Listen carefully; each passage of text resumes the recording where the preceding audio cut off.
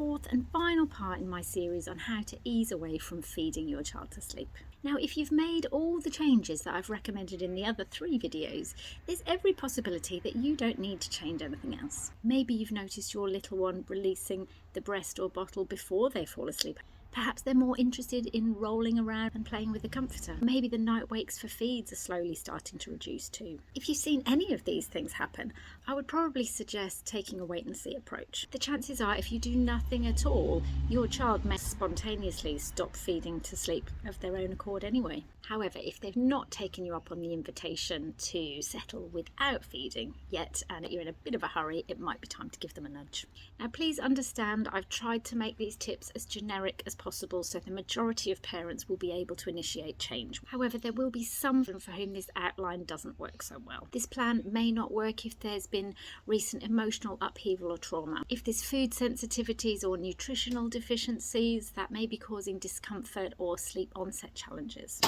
Neither does it consider the challenges of children who have highly specific sensory needs. But don't let this disclaimer put you off if you feel drawn to giving these suggestions a try. So first things first, make sure you're clear on what you want and why. Have a vision of the benefits for you and your family when your child no longer falls asleep in their usual way. And maybe they can fall asleep with other people then too. Choosing to change this reliable way of falling asleep is never something I suggest taking lightly. The conversation is likely to involve some big emotions for your child, for you too maybe. The truth is there's no easy tricks or hacks, I'm afraid. It's just about being honest regarding your new boundary and being steadfastly calm and loving in your responses. By the way, I do not recommend ignoring them, avoiding eye contact, or leaving them alone or unsupported even for a minute of this process. It's a big deal for them.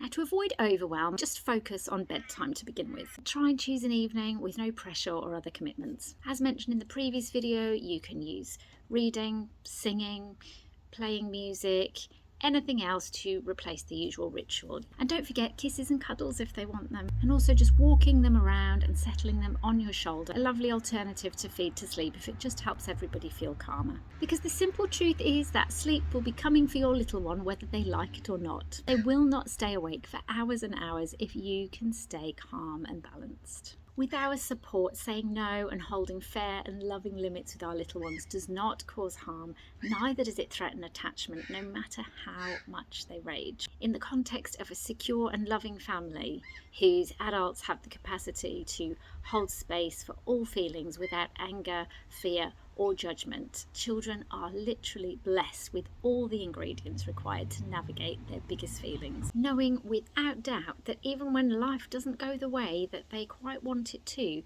their parents' love, affection, and unwavering commitment are all guaranteed. This type of support allows them to move through every stage of frustration, rage, and sadness, feeling heard and validated, while they steadily adjust to the new routine or boundary you've been working to establish. Undoubtedly, the first night is usually the hardest, but once again, with patience and calm vibes, falling asleep next to you with less and less help will slowly start to feel normal and easy within a few days. And the good news is that over time, this new routine will start to feel so familiar that you may even begin to witness them start to resettle themselves in the night too, instead of repeatedly signalling for a feed over and over again. Now, this is no guarantee that night weaning will naturally be a result of this. I mean, that's a whole other topic altogether. But the task is often made significantly easier by first working on how they fall asleep at bedtime. So see how you go. Let me know in the comments, and don't forget you can reach out if you need further support with your child's sleep or settling, or why not consider joining my toddler technique community for more in-depth video insights and fortnightly coaching calls too.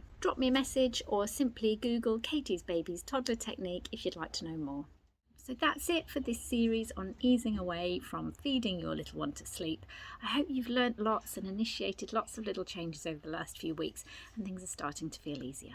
As ever, thanks for watching.